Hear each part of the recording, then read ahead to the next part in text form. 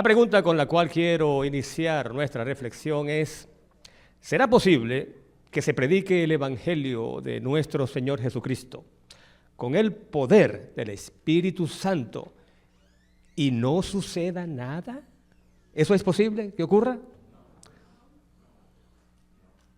Voy a repetir. Predicar el Evangelio de Jesucristo con el poder del Espíritu Santo y que no ocurra nada. Oigan, ya veo que no los voy a convencer. Depende. Bueno, una historia, nada mejor que una buena historia para decir en pocas palabras lo que nos tomaría quizás todo un sermón. Y la cuenta ese famoso predicador inglés del cual todos hemos oído hablar, Charles Spurgeon. Le llaman el príncipe, o lo llamaban, de los predicadores. El caso es que él tenía una escuela de predicación en Londres. Y a esa escuela asistían muchos jóvenes que querían, pues, predicar el Evangelio de Jesucristo. Y con ese poder y ese estilo inconfundible de Charles Spurgeon. El caso es que una calidad o cualidad de esa escuela era que no solamente se conformaban con predicar en un salón de clases, sino que Spurgeon los enviaba a predicar allá afuera, en la realidad, confrontando a la gente. Y luego regresaban y ellos contaban sus experiencias. Y el caso es que en una de esas experiencias regresaron de predicar varios jóvenes y Spurgeon, públicamente, delante de los demás compañeros, le preguntó a uno de ellos, ¿cómo te fue? Y entonces el joven, muy emocionado, dice, oh, pastor, maravillosamente, mejor no pudo ser. Entonces el pastor, que sabía a dónde quería llegar, le pregunta, ¿alguien se convirtió? Y el muchacho dice, no, pero la pasamos muy bien. Entonces el pastor le pregunta de nuevo, o seguidamente, ¿alguien se enojó? Y entonces el muchacho dice, oh, no, pastor, no, nos fue maravillosamente, ya se lo dije. Entonces el pastor Spurgeon responde, si nadie se convirtió y si nadie se enojó, entonces no pasó nada. Ahí está. ¿Es posible predicar el Evangelio de Jesucristo con el poder del Espíritu y que no suceda nada? No es posible, no es posible. Por la sencilla razón de que, tal como lo dice el mismo Spurgeon, cuando se predica el Evangelio de Jesucristo con ese poder del Santo Espíritu, se produce o bien un reavivamiento o un tumulto. No sé si esa palabra tumulto, familiares, porque tenemos diferentes nacionalidades. Un tumulto. ¿Cómo dirían en Puerto Rico? Esa es la palabra. Yo lo he escuchado. Un revolú. ¿Y cómo dirían en Dominicana? Un lío. En Venezuela. Un zaperoco. ¡Wow! ¿Se dan cuenta? Hay que tener un diccionario. Pero nos entendemos de lo mejor, ¿verdad? A pesar de las muchas culturas y también formas de decir las cosas. El caso es o un reavivamiento, decía Spurgeon, o un tumulto. Y así ocurría cuando predicaban los apóstoles con el poder del Espíritu Santo. Ahora, ¿por qué es así? ¿Por qué tiene que ser así? Bueno, el apóstol Pablo, no hay que citar muchos versículos, basta uno de ellos. El apóstol Pablo nos lo recuerda en Romanos 1:16. Porque no me avergüenzo del Evangelio. ¿Por qué? Porque es poder. Es poder. Poder de Dios. Y qué curioso que la palabra poder, si tú lees el Evangelio, el Nuevo Testamento en griego, en ese versículo la palabra poder es dunamis, y dunamis es la palabra de la cual se deriva dinamita. Dinamita. ¿Es posible que explote la dinamita y que no suceda nada? No es posible. Alguien se da cuenta, alguien se da por enterado. Eso es lo que ocurre cuando se predica el Evangelio de Jesucristo con el poder del Espíritu de Dios. Así que no puede ser de otra manera. Y bueno, todo el libro de los Hechos de los Apóstoles es una explosión tras otra. Es la dinamita pura, aquí y allá. Cada vez que los apóstoles predicaban, algo ocurría. A veces no era un reavivamiento o un enojo, a veces eran las dos cosas. Unos se convertían y otros se enojaban, pero algo ocurría. Así que, bueno, no me refiero a esta iglesia, pero una iglesia donde se predique el evangelio y no pase nada, hay que preocuparse. Hay que revisar. Que se predique el evangelio de Jesucristo y no suceda nada. Y seamos, no me refiero a esta iglesia, los mismos 20 miembros de todo el tiempo y pasen las mismas cosas y la gente ni siquiera ni siquiera se percata de que existimos. Algo está sucediendo. Pero no es aquí, ¿verdad? No es aquí, gracias a Dios. El caso es que si leemos el libro de los Hechos, vamos a encontrar una explosión tras otra. Y me gusta, yo no sé cuántos conocen la Biblia de estudio de la Universidad Andrews. En esa Biblia de estudios, que es una traducción del inglés al español, hay una parte que, bueno, el prólogo del libro de los Hechos, los traductores de esta Biblia, por cierto, fueron mis compañeros de trabajo allá en Apia, tradujeron un pasaje en forma bien interesante, porque dice este pasaje. Introducción al libro de los Hechos. Dice, Hechos es el único libro del Nuevo Testamento que cuenta la historia de los primeros 30 años de la vida de la iglesia. Los primeros 30 años. En los que los seguidores de Jesús se multiplicaron a partir de un minúsculo y atemorizado grupito, porque eso eran, un grupito. ¿Por qué atemorizado? Porque estaban escondidos, ¿se acuerdan? Escondidos por miedo a los judíos. Bueno, de ese grupito minúsculo y asustado, dice, crecieron hasta convertirse en un gran y dinámico movimiento, con poder. Ahora, me gusta es la última parte. Este traductor la pegó de jonrón con las bases llenas. Entendemos ese idioma, ¿verdad? Porque ahora, el caso es, con poder emanado del Espíritu, para poner al mundo patas arriba. Ajá, esa es una traducción un poquito atrevida. Estos traductores usaron una expresión que todos conocemos. Ahí, ¿verdad que todos la conocemos? Colocaron al mundo, los apóstoles al predicar el evangelio de Jesucristo con el poder del Espíritu Santo, colocaron al mundo, ¿cómo lo colocaron? Patas arriba. ¿Y entendemos eso? En inglés, la Universidad de Andrews, en la Biblia, dice, turn the world upside down. ¿Conocemos? Lo pusieron patas. ¿Y qué significa patas para arriba? Bueno, no dice para arriba, dice patas arriba. El caso significa que por donde ellos pasaban, algo sucedía. O la gente se convertía, o se enojaba, o las dos cosas, pero no pasaban inadvertidos. Porque no puede ser que prediques el evangelio de Jesucristo y nada suceda. No puede ser. Y entonces, yo tuve, dame unos minutitos nada más. ¿Qué palabra es la que se usa en Hechos 17:6? Cuando los habitantes de Tesalónica dijeron, y esto está en la Biblia, Hechos 17:6 dice, estos que trastornan al mundo entero han venido también acá. Bueno, ¿cómo puede ser un grupito de predicadores?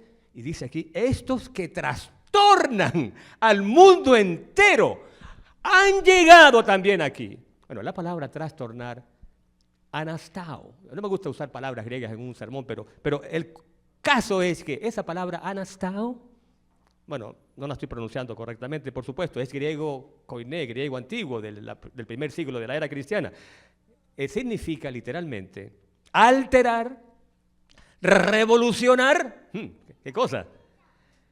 Remover de lugar y figurativamente significa sacudir profundamente, como cuando la dinamita explota, causar agitación, disturbio, causar conmoción. ¡Wow! Esto es lo que ocurre. ¿Cuándo? Cuando predicamos el evangelio ¿de quién? El evangelio de Jesucristo. Pero dice el texto que al principio mencioné, Romanos 1:16, que el evangelio es poder de Dios. ¿Para qué? A ver, ¿quién recuerda? El evangelio es, porque no me avergüenzo del evangelio, porque es poder de Dios para, ¿quién recuerda? Salvación. No es nada más cuestión de trastornar, no es causar conmoción solo por molestar. Es que el caso es que ese evangelio salva. Y ahora, un ejemplito, dos más bien, pero brevemente, porque los conocemos, de ese poder que es pura dinamita.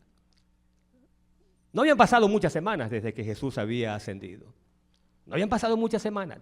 Cuando Pedro y Juan, y ahí si alguien quiere seguir la lectura, en el libro de los Hechos, el capítulo 3, Pedro y Juan van al templo, la hora novena, como las 3 de la tarde.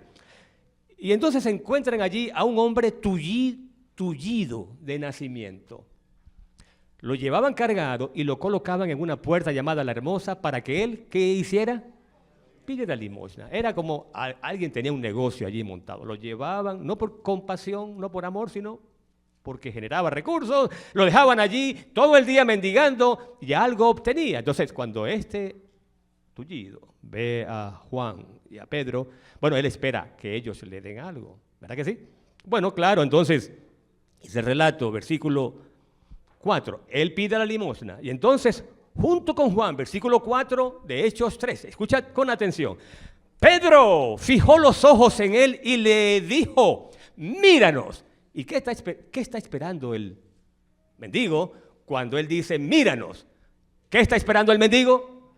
Una limosnita, algo, que le den algo. Bueno, no le dieron una limosna, le dieron algo mucho mejor. Ay, no hay palabras para expresar cuán grande fue la diferencia, porque le dice el apóstol Pedro, el mismo Pedro, que cobardemente había negado a su Señor, pero este es otro Pedro, no otra persona, el mismo Pedro, transformado por el mismo poder del Espíritu Santo, le dice, sin temor alguno. Mire, y esto para alguien decirlo, tiene que estar muy seguro de que no va a pasar pena o va a hacer el ridículo, porque le dice, no tengo plata, ¿qué más? Ni oro, pero ese pero es grandioso. Pero tengo, lo que tengo te doy. ¿Y qué le dice después? Wow, no imagino esto. El mismo Pedro diciendo, en el nombre de Jesucristo de Nazaret, yo te digo, levántate y anda. Wow, mire, hay que estar muy... Ahí habló el Espíritu Santo. Porque tú dices eso y la persona se queda allí tullida, entonces la pena es grandiosa. Bueno, no grandiosa, grande. ¿Pero qué ocurrió? Bueno, tú lees el relato, ya lo conoces. El hombre no solamente se paró cuando Pedro le dio la mano, lo tomó por la mano derecha, lo levantó. Y el hombre no solo caminó. Oye bien, versículo número 8. Entró con ellos en el templo, caminando, saltando. ¡Oh, wow! Saltando. Bueno, es que esas piernas, bueno, ya eran como las de un muchacho, saltando y alabando el nombre de Dios. Pero entonces ocurre algo interesante. Bueno, dice el siguiente versículo que la gente se llenó de asombro. Pero me llama la atención. ¿Quién escribió el libro de los Hechos? El doctor Lucas. Lucas es minucioso. Dice, lo tomó de la mano derecha. Dice detalles. Y luego dice, la gente se llenó de asombro y espanto. Es que cuando cae la dinamita, algunos se asombran, pero otros se asustan. Y la gente estaba asustada. ¿Qué es esto que estamos viendo aquí? Bueno, el poder de Dios. Eso es, el poder de Dios. No otra cosa.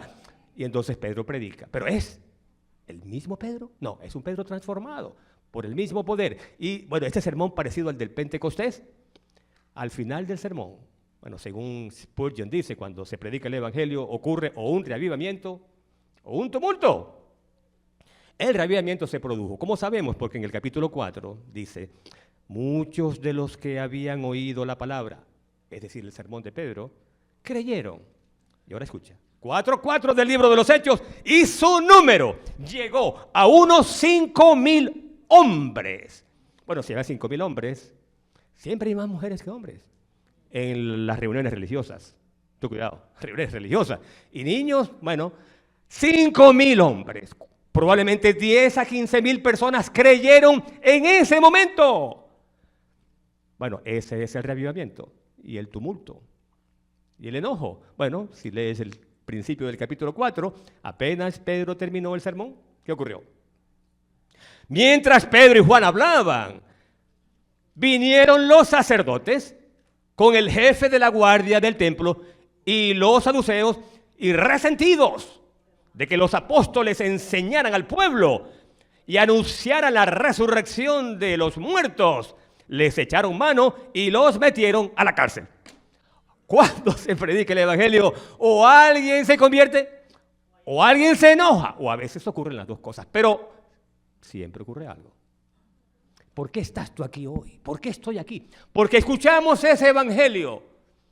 Bueno, no nos enojamos, o a lo mejor sí, pero creímos. Y aquí estamos por eso. Bueno, y lo otro que quería contar, porque hay algo interesante en lo que voy a leer. ¿Alguien ha escuchado o leído algo sobre la antigua ciudad de Corinto? Porque más adelante, Hechos capítulo, bueno, en varias ocasiones se menciona Corinto. Bueno, Corinto, hay un autor que la resume en 2 palabras. Rica y pervertida. Corinto, rica y pervertida. Bueno, una ciudad comercial ubicada en el cruce de varias rutas marítimas. Mucho dinero y mucho placer. Y para que tengamos una idea, y no quiero glorificar el vicio, por eso digo solamente algunas cositas, allí había un templo a la diosa, ¿quién recuerda? Afrodita. ¿Te suena la palabra Afrodita, afrodisíaco? Y tenía nada menos que 1000, voy a llamarlas sacerdotisas. Sacerdotisas. Y ese culto se llenaba de hombres. ¿Por qué sería? Bueno, eran 1000 prostitutas. Por eso un autor, su nombre Peter Marsh, dice: Corinto, allí lo que había era perversión sexual en nombre de la religión. Tan perdida era la ciudad que incluso se acuñaron algunas palabras. Acuñar, crear palabras nuevas. Por ejemplo, una mujer corintia. Si a una mujer le decían, tú eres una mujer corintia, ¿saben qué le está? No quiero decirlo. No le estaban diciendo cualquier cosa. Tú eres una mujer corintia, ya sabes lo que le estaban diciendo. Pero si te decían, tú eres un corintio, bueno, un corintio era un hombre de mala vida, un borracho, un vulgar. Ese era un corintio. O sea, por toda Europa se popularizó. Corinto, ¡oh! ¡Wow! Algo así como, no, mejor no digo ninguna ciudad. Iba a decir, así como, no, porque puede ser que aquí, mucho cuidado, yo soy de esa ciudad. No. Y ¿saben qué? Un verbo, qué curioso, el verbo era corintianizar. Un verbo, corintianizar, para resumir, era llevar una vida depravada. Así era Corintio. Pero entonces ocurre algo, y es que el apóstol, algo increíble, el apóstol Pablo, por orden divina, va a Corinto a predicar. Y allí vamos, Hechos capítulo 18. Y voy a ir, pero muy breve, algunos pasajes, algunos versículos escogidos, porque dice la Escritura que el apóstol Pablo, el apóstol de los gentiles, en Corinto se enfocó durante 18 meses en la predicación del evangelio. 18 meses en esa ciudad pervertida. Es que, ¿qué esperaba Pablo? Un converso habría sido, bueno, 2, mucho mejor. Pero él estaba allí en Corinto por orden de Dios. Y aquí lo que ocurrió. ¿Alguien se enojó? ¿Alguien se convirtió? Esa es la cara. ¿Alguien se enojó? Bueno, dice acá, versículo 6 de Hechos 18. Pero como los judíos se opusieron y blasfemaron y sacudieron sus ropas. Bueno, hubo oposición, no voy a seguir leyendo. Hubo oposición. Ok, alguien se enojó, pero alguien se convirtió. Versículo 8, oye bien. Crispo, el principal de la sinagoga, creyó él con toda su casa. ¿En Corinto? ¿Estoy leyendo bien? Sí, ahí dice Corinto. Venía Pablo de Atenas, fue a Corinto, versículo 1 de Hechos 18. Y ahora escucha esto. Aquellos que predican el evangelio y a veces dicen, no, ahí ese es un terreno duro, y allí no crece nada. Bueno, cuidado, porque aquí dice que en visión el mismo Señor Jesús se le apareció a Pablo. Escuchen lo que le dijo. Versículo número 9. Entonces el Señor dijo a Pablo en una visión nocturna, no temas, sigue hablando y no calles. ¿Qué cosa? ¿Pero por qué tenía que seguir hablando? ¿No era ese un territorio muy difícil? Versículo 10. Óigame, qué cosa tan hermosa. Porque yo estoy contigo. y ninguno te podrá dañar. ¡Wow! ¡Qué cosa! Tú que predicas el Evangelio, escucha bien. Yo también tengo que escuchar. Es Dios quien está al frente de esto. No eres tú, no soy yo. No temas, sigue hablando, no calles. Y ahora escucha bien. Porque tengo mucho pueblo en esta ciudad. Pero ¿es Corinto? Sí, aquí dice Corinto. Viniendo de Atenas, versículo 1 del capítulo 18. Tengo mucho pueblo en Hain City. ¿Será que se aplica? Hain City. Pero aquí no parece, nadie se interesa. No es tu evangelio, es el evangelio de Jesucristo. Que cuando se predica con el poder del Espíritu Santo, algo sucede. O alguien se enoja, o alguien se convierte. A veces son las dos cosas. Mucho pueblo. Bueno, ¿sabes qué? ¿Por qué hay en la Biblia, en el Nuevo Testamento, una epístola a los Corintios? ¿Será que se creó una iglesia allí? ¿Será que se creó una iglesia? Sí, claro, una iglesia quedó. Pero ahora escucha esto. ¡Wow! Bueno, esto es grandioso. ¿Quiénes integraron esa primera iglesia? ¿Quiénes serían los primeros integrantes de esa iglesia? Bueno, si quieres ir conmigo, Primera de Corintios, capítulo 6, y voy a leerte del versículo 9. Bueno, sí, no erréis, dice el apóstol. Esto parece una lista sacada de la peor ciudad del planeta, porque dice, no te equivoques, algo así, ni los fornicarios, ni los idólatras, ni los adúlteros, ni los afeminados, ni los homosexuales, ¡wow! Sigo leyendo, ni los ladrones, ni los avaros, ni los borrachos, ni los maldicientes, ni los estafadores, bueno, estafadores son los que abundan hoy día, ¿verdad? Con eso del robo de identidad y tal. Ni los estafadores heredarán el reino de Dios. Y ahora escucha el versículo 11. Pablo escribiendo a los Corintios dice, y eso eran algunos de ustedes. ¿Quiénes integraron la primera iglesia en Corinto? Sí, pero ¿quiénes? Él dice, eso eran algunos de ustedes. O sea, algunos de los que estaban sentados en esa congregación, en esa iglesia que se estableció en Corinto, algunos eran afeminados, otros eran borrachos, otros eran ladrones, otros eran estafadores, otros eran idólatras, otros eran adúlteros. Nadie podría culpar a nadie de un pasado oscuro, porque ¿quién tira la primera piedra?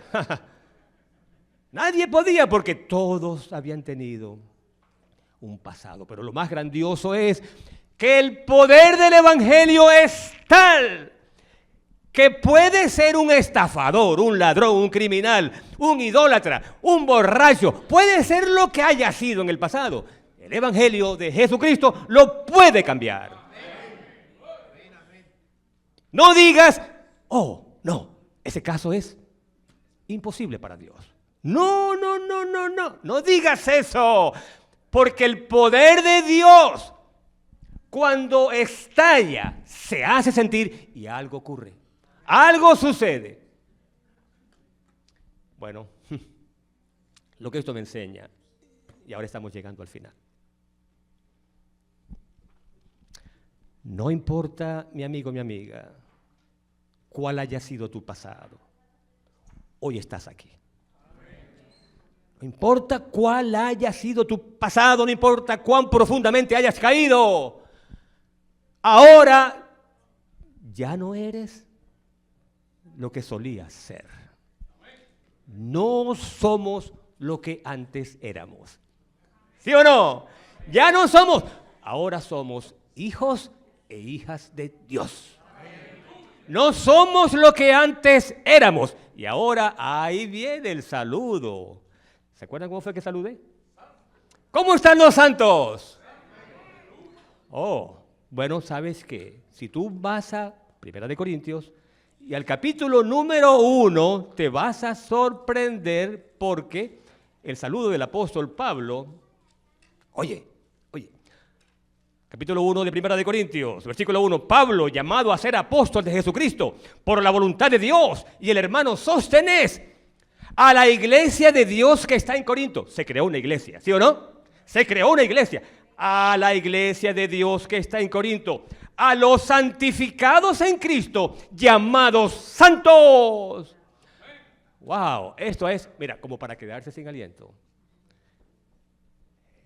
¿Está llamando santos? ¿Te acuerdas de la lista? Idólatras, blasfemos, estafadores, adúlteros. Todos estos que estaban sentados, si es que había un lugar donde se sentaban, son santos por la gracia de Dios. Ya no somos lo que antes éramos. Ahora somos hijos de Dios. Ahora somos real sacerdocio, linaje escogido. Tú eres un santo, porque la palabra santo, santificar, significa poner aparte. Santificó Dios el séptimo día. ¿Qué significa eso? Bueno, que sigue siendo un día de 24 horas, pero ya no es un día ordinario. El séptimo día es un día especial, apartado para uso santo. Tú has sido apartado, y yo también, para uso santo. Lo cual quiere decir que ya no podemos seguir viviendo como antes vivíamos, porque ahora pertenecemos a Dios. No sé si han escuchado del Duque de Windsor. El 28 de mayo de 1972 murió. Y dice John Stott, un autor, que el día de su muerte, por televisión, los medios de comunicación pasaron escenas de su vida. Y cuando el Duque de Windsor era un niño, esta fue la escena que llamó la atención de John Stott. Dice que pasaron una escena del Duque de Windsor, que había muerto, cuando era un niñito. Entonces en esa escena aparecía el niño, que llegó a ser el Duque de Windsor, diciendo lo que él recordaba de su papá. Y lo que dijo fue algo así como: yo recuerdo a mi papá, y cuando yo estaba niño, cuando yo me portaba mal, o tampoco, bueno, no tenía que portarme mal, él siempre me recordaba. Dice, mi papá siempre me recordaba: mi querido hijo, siempre debes recordar quién eres. Dice, nunca pude olvidar. Crecí y nunca olvidé las palabras de mi papá. Y cuando iba a hacer algo malo o cuando iba a hacer algo bueno, siempre recordaba: querido hijo, recuerda siempre quién eres. Bueno, en esta hora quiero decirte, y con esto termino, que en esta mañana Dios te quiere decir, al igual que en este caso que mencioné, mi querido hijo, mi querida hija, recuerda siempre quién eres. ¿Y quién eres? Un hijo de Dios, una hija de Dios. Si tu padre es el rey del cielo, entonces eres o bien un príncipe o una princesa, un heredero. Recuerda siempre quién eres y recuerda más. Recuerda que por virtud del Evangelio de Jesucristo y de que has creído en Él, tu nombre ha sido inscrito en el libro de la vida. Recuerda siempre eso, tu nombre está inscrito en el libro de la vida. Y recuerda más, recuerda que un día, no muy lejano, vas a caminar por las calles de oro de la ciudad celestial. Por lo tanto, ¿qué otra cosa podemos decir sino gracias, Señor? Porque hoy no somos lo que éramos. Porque somos hijos e hijas tuyos, príncipes y princesas. Y un día caminaremos por las calles de oro de la patria celestial. ¿Cuántos en este momento quieren decir, te doy gracias, Señor? Porque ya no soy lo que yo era.